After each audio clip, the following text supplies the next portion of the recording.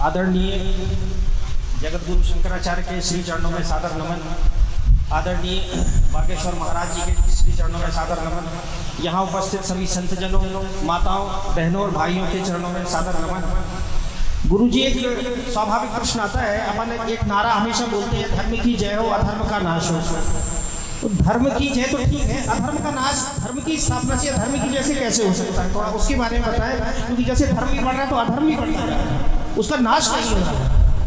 नाश का अर्थ क्या है? अव्यक्तादि भूतानि व्यक्त मध्यानि भारत अव्यक्त निधनान्येव तत्र का परिदेवना। नाश का अर्थ होता है अव्यक्त भावापत्ति, उत्पत्ति का अर्थ होता है अव्यक्त भावापत्ति। अधर्म फलीभूत ना हो, यही तो हुआ। धर्माचरण एक विचित्र बात है। स्व की सीमा में धर्म होता है, स्व की सीमा में कर्मानुष्ठान का नाम धर्म हो जाता है। श्रीमद् भागवत के एकादश स्कंद के अनुसार हर व्यक्ति के जीवन में स्व का स्तर अलग अलग होता है। और स्व किसी धर्म के मर्मज्ञ के पास आप पहुँचे, आप कहें कि हमारा स्वधर्म क्या है या मेरा स्वधर्म क्या है, वो कहेंगे स्व क्या है, आपके स्व का स्तर क्या है। स्व के स्तर की सीमा में ही तो धर्म का पालन होगा। स्वधर्म का अर्थ होता है स्वधर्मे निधनम से या परधर्म भयावह। दूसरे के धर्म का अनुष्ठान भी परधर्म हो जाता है, पाप ही है। नाश का अर्थ होता है अव्यक्तादि भूतानि व्यक्त मध्यानि भारत।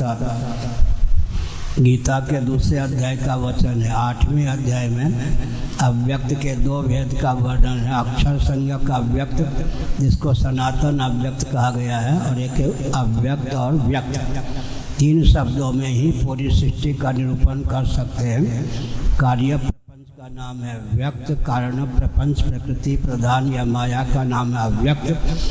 दोनों से अतिक्रांत, दोनों के नियामक का नाम है सनातन अव्यक्त, अक्षर अव्यक्त। आजकल के वैज्ञानिक यहाँ तक पहुँचे हैं, matter is nothing but energy. उससे हमारा विज्ञान ऊपर है। Energy is nothing but soul, soul is the super source of energy. पदार्थ के मूल में ऊर्जा, ऊर्जा का उद्गम स्थान आत्मा ही है, परमात्मा ही है। परमात्मा तत्व की शक्ति का नाम ही प्रकृति या माया है। ब्रह्म शक्ति रेव प्रकृति है, निरालंबोपनिषद। मायाम तो प्रकृति विद्या श्वेता स्वतरोपनिषद आ गया। स्वधर्म, धर्म के 2 भेद होते हैं, एक सिद्ध कोटि का धर्म, एक साध्य कोटि का धर्म। पृथ्वी के जितने कार्य हैं वृक्षादि, उनमें जो संलग्न पत्र पुष्प फल आदि हैं, वे जब अपने उद्गम स्थान से च्युत होते हैं तो पृथ्वी की ओर ही समाकृष्ट होते हैं। प्रत्येक अंश स्वभावतः अपने अंशी की ओर समाकृष्ट होता है, अंशी ही उसका धर्म होता है। धारक उद्धारक का नाम है धर्म। पृथ्वी का उद्गम स्थान जल धर्म है, जल का उद्गम स्थान अग्नि धर्म है, अग्नि का उद्गम स्थान क्या है? वायु, वो भी धर्म है। वायु का उद्गम स्थान आकाश धर्म है, आकाश का उद्गम स्थान अव्यक्त प्रकृति या माया धर्म है। लेकिन माया जिसकी शक्ति है, उस आत्मा का नाम ही कठोपनिषद में धर्म है। बौद्धागम में भी आत्मा का नाम धर्म है। सिद्ध कोटि के धर्म का हमने वर्णन किया। वैज्ञानिक धरातल पर भी हम अगर अवरोहक क्रम से विचार करें, 0, 1, 2, 3, 4, 5, निर्विशेषता की अवधि का नाम परमात्मा है। 1 गुण संपन्न आकाश है, 2 गुण संपन्न वायु है, 3 गुण संपन्न तेज है, 4 गुण संपन्न जल है, 5 गुण संपन्न पृथ्वी है। पृथ्वी विशेषता की अवधि है।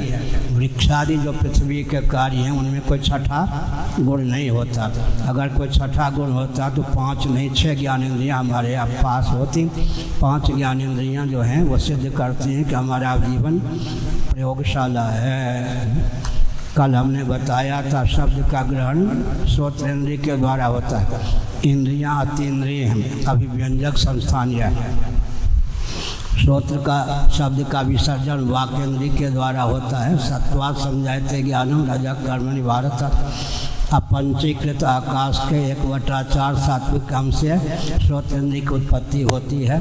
अपंचीकृत आकाश के 1/4 अंश से वाक्येंद्रिय की अभिव्यक्ति होती है। श्रोत्र के द्वारा शब्द का ग्रहण होता है, वाक्य के द्वारा विसर्जन होता है, त्वक के द्वारा स्पर्श का ग्रहण होता है, हाथ के द्वारा विसर्जन होता है, नेत्र के द्वारा गंतव्य का दर्शन, रूप का दर्शन होता है, पाँव के द्वारा गंतव्य तक गमन होता है। इसी प्रकार से रसनेन्द्रिय के द्वारा रस का ग्रहण होता है, जननेन्द्रिय के द्वारा रस का विसर्जन होता है, नासिका के द्वारा गंध का ग्रहण होता है, गुदा के द्वारा गंध का त्याग होता है। एक ग्रहण के लिए, एक त्याग के लिए मर्यादा की सीमा में ग्रहण और त्याग हो आवश्यक है।